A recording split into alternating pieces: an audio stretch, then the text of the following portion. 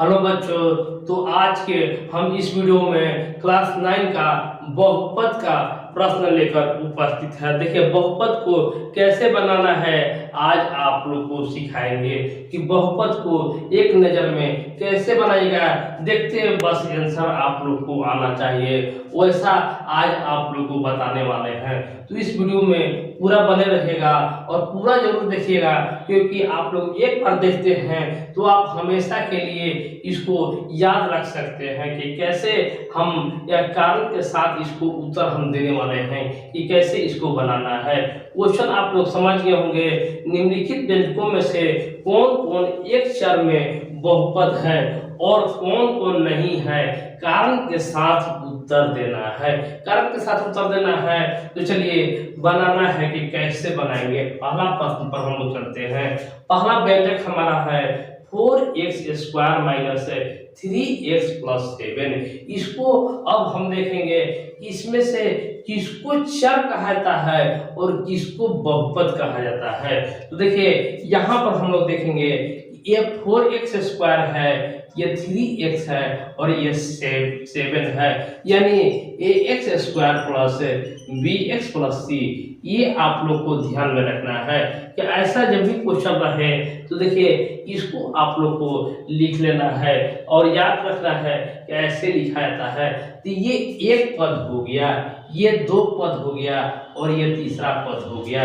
ये तीन पद में आप लोग को मौजूद है, तीन पद में आप लोग को मौजूद है। लेकिन यही अब खोजना है कि क्या यह एक चर में बहुपद है।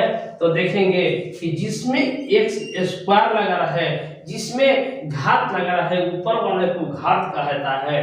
तो कोई भी एक संख्या में, कोई भी एक संख्या के अल्फाबेट पर अगर घात लगा रहता है तो वो एक चर में बहुपद है। अगर एक पर लगा रहेगा तो एक चर में बहुपद होगा, दो में लगा रहेगा तो दो चर में बहुपद होगा, और तीनों में लगा रहे तो तीन पद में बहुपद हो जाएगा। यहाँ पर हम लोग लिखेंगे कि हाँ यह एक चर में बहुपद है, बहुपद है।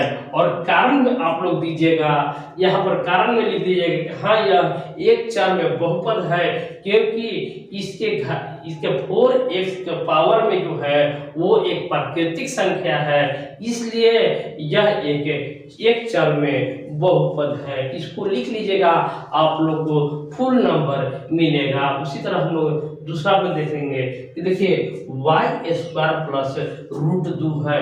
हमको कोई एक में देखना है, कोई एक पद में हम लोग को देखना है कि इसके पावर घात है या नहीं। तो इसमें भी देखेंगे, इसमें भी घात है, बस इसको भी वही लिख देंगे कि हाँ यह एक चर में बहुपद है और इसके घातांक में एक प्राकृतिक संख्या मौजूद है, इसलिए यह एक चर का बहुपद है। देखिए, अब आप लोग को बनाने में, देखने में मजा आएगा कि तीसरा प्रश्न आप लोग देखिएगा कि 3√t माइनस t√2 को आप लोग को बताना है कि एक चर में बहुपद है या नहीं। तो आप लोग अब बताइए, आप लोग को अब बताना है कि देखिए कोई का पावर घात नहीं दिया हुआ है, तो यहाँ पर लिखेंगे कि नहीं यह एक पद का, एक चर का बहुपद नहीं है, बहुपद नहीं है। यहाँ पर लिख दीजिएगा, क्योंकि यह एक भिन्नात्मक संख्या है। इसमें देखिए न ही x के मौजूद है और न ही उसके पावर घात मौजूद है, तो ये भिन्नात्मक संख्या है और इसमें कोई भी प्राकृतिक संख्या घात के रूप में मौजूद नहीं है, घात के रूप में मौजूद नहीं है, इसलिए यह एक चर का बहुपद नहीं है। इस तरीके से इसको लिख लेना है। देखिए, चौथा हम लोग देखेंगे कि y प्लस 2/y। देखिए, यहाँ पर हम लोग देखेंगे कि ये भी, इस पर भी घात नहीं है, तो इसमें भी लिख देंगे यही चीजें, नहीं या एक चर का बहुपद नहीं है, इसको भी लिख देंगे, हो जाएगा आंसर। चलिए, यहाँ पर हम लोग इसको ध्यान देने का जरूरत है कि देखिए यहाँ पर दिया हुआ है x के पावर 10 y के पावर 3 और t के पावर 50 से। तो मैंने बताया था पहला क्वेश्चन में कि कोई एक पद में के पावर घात हो तो वह एक चर में बहुपद है। लेकिन यहाँ पर हम लोग देख रहे हैं कि जो तीनों पद दिया है तीनों के पावर घात दिया हुआ है। यहाँ पर लिखेंगे कि यह एक चर का बहुपद नहीं है, क्योंकि यहाँ पर लिखाएगा यह एक चर का बहुपद नहीं है, यह तीनों पद का यहाँ पर लिखेगा कि यह तीन पद का बहुपद है। यहाँ पर तीन पद लिखिए चाहे चर लिखिए, तीन चर का बहुपद है। इस तरीका से इसको आप लोग भी लिख लीजिएगा तो आपको फुल नंबर मिलेगा। दूसरा प्रश्न लेकर उपस्थित है कि निम्नलिखित में से प्रत्येक में एक्स स्क्वायर का गुणांक लिखिए। गुणांक यानी एक्स स्क्वायर का जहां भी एक्स देखिए इसका गुणांक लिखना है। तो यहाँ पर हम लोग देखेंगे पहला प्रश्न में देखेंगे कि एक्स स्क्वायर का गुणांक क्या होगा। तो देखिए ये एक पद हो गया, दो पद हो गया और तीन पद हो गया। तो जहां भी एक्स मौजूद है तो उसको देखेंगे कि एक्स स्क्वायर का जो पद जो गुणांक जो है वो एक के बराबर है, कोई संख्या नहीं है, अकेले है बेचारा, इसलिए इसका मान जो है वो एक के बराबर हो जाएगा। और दूसरा क्वेश्चन हम लोग देखेंगे कि 2 minus x square plus x 3 लिखा हुआ है। तो इसका अब एक्स स्क्वायर बहुत ही आराम से आप लोग कहिएगा कि देखिए एक्स स्क्वायर जो है सिंगल बेचारा है और आगे माइनस लगा हुआ है, इसलिए यह -1 हो जाएगा। बस एक नंबर वाला क्वेश्चन है, आप लोग को देखना है और इसका उत्तर आप बता देना है। अब यहाँ पर हम लोग देखेंगे इसका गुणांक क्या है। यहाँ पर देखेंगे कि एक्स स्क्वायर के साथ क्या गुणांक है, तो पाई/2 जो है इसका गुणांक है। इसका गुणांक कितना है, पाई/2, माने इसके साथ जो रहे वही उसका गुणांक हो जाता है। चौथा प्रश्न में देखिए यहाँ पर एक्स स्क्वायर नहीं दिया हुआ है, एक्स स्क्वायर नहीं दिया है, इसलिए इसका मान जो है नहीं होगा और इसका मान 0 के बराबर हो जाएगा। तीसरा प्रश्न लेकर उपस्थित है कि 35 घात के द्विपद और 100 घात का एक पद का एकक उदाहरण दीजिए। तो कैसे इसको लिखना है सीख लीजिए। तो मैंने बताया था कि जब भी व्यंजक होता है ax² plus bx plus c बराबर होता है, यही आप लोग आधार मान के चलना है। तो घात ऊपर वाला को कहता है द्विपद, तो इसमें कितना पद है, तो 3 पद है। तो कोई भी संख्या एक जगह कोई भी संख्या रखिए, इसको x² कर दीजिए, घात कितना कर रहा है, तो 35 का रहा है, और इसको मान जो है 2 पद का रहा है, तो यहाँ पर 5 कर दीजिएगा, तब भी आप लोग को चलेगा। यहाँ पर x नहीं भी रखिएगा, अगर x रख भी देते हैं तो कोई दिक्कत नहीं है, ऐसे भी लिख सकते हैं और इसको ऐसे भी लिख सकते हैं। इसी तरह का और कई भी उदाहरण आप लोग रख सकते हैं, कोई दिक्कत नहीं है।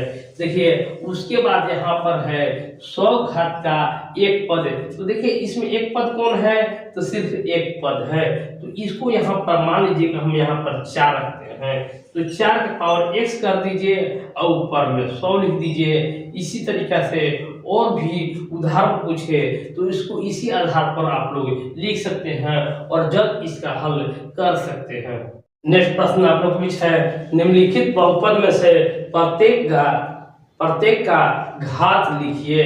तो देखिए दिया हुआ है व्यंजक हमारे पास दिया हुआ है और प्रत्येक बहुपद का घात लिखना है। तो देखिए घात में होता है ऊपर वाला, घात होता है ऊपर जो लगा है, ऊपर में जो साइन है उसको घात कहा जाता है। यानी इसमें भी देखिए इसमें 1 2 3 पद है और 3 में से 2 के पावर में घात लगा हुआ है, इसको घातों की संख्या लिखना है। तो हम पर पहला में घातों की संख्या आप लोग लिख लीजिएगा। घातों की संख्या कि जिस पद में सबसे अधिकतम घात हो वही घातों की संख्या होता है।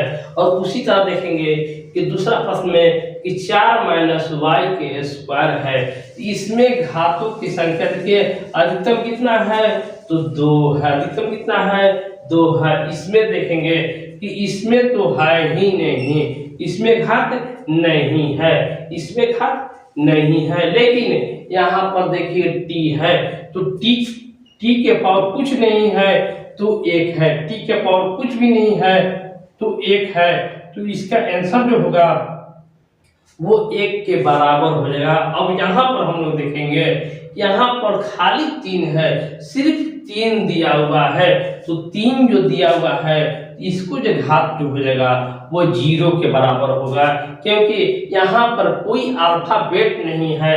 अल्फाबेट नहीं है यानी सी है और सी हमेशा 0 के बराबर होता है। और ये आप लोग का लास्ट सवाल आप लोग के बीच है, निम्नलिखित को रैखिक द्विघात और त्रिघात बहुपद के वर्गीकृत कीजिए। देखिए इसको क्वेश्चन आप लोग के बीच दिया है और इसको वर्गीकृत करना है कि कौन रैखिक है, द्विघात है और कौन त्रिघात है। तो देखिए यहाँ पर पहला क्वेश्चन आप लोग के बीच चलेंगे कि देखिए x के पावर कितना है तो 2 है इसीलिए यह द्विघात हो गया। 2 है तो द्विघात हो गया।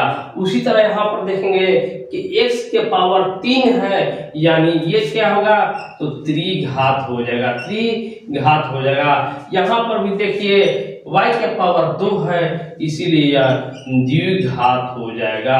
आगे देखिए x के पावर कुछ नहीं है इसलिए यह एक घात या रैखिक इसको कहा जाता है, रैखिक हो जाएगा। उसी तरह देखिए यहाँ पर 3t है, 3t के जवाब आप हमारे कमेंट बॉक्स में दीजिएगा कि देखिए इसके आधार पर आप लोग ये इसका आप लोग को जवाब है इसको हमारे कमेंट बॉक्स में देना है। देखिए r के पावर स्क्वायर है इसका क्या हो जाएगा, देखिए पावर में 2 है इसीलिए द्विघात हो जाएगा, द्विघात हो जाएगा। आगे देखेंगे 7x के स्क्वायर यानी ये भी जो है वो द्विघात हो जाएगा, ये भी द्विघात हो जाएगा। तो इस वीडियो के माध्यम से आज आप लोग बीच 2.1 चैप्टर नंबर बहुपद का ट्रिकी मेथड से आप लोग सीखे थे। इसको आप लोग को लाइक कर देना है, शेयर भी कर देना है और चैनल को सब्सक्राइब भी कर लेना है। और दोस्तों को जितना ज़्यादा आप लोग शेयर कीजिएगा, चैनल को सब्सक्राइब कीजिएगा, तो इसी तरह का और भी वीडियो आप लोग को सभी विषयों में मिलेगा। तो मिलते हैं नेक्स्ट वीडियो में, धन्यवाद।